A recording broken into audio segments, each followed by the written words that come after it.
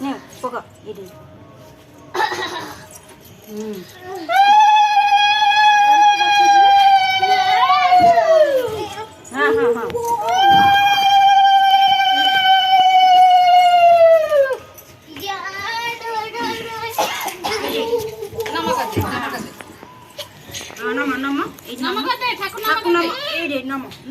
Nama kelek.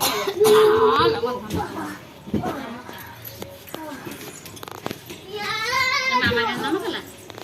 Onta udah nih.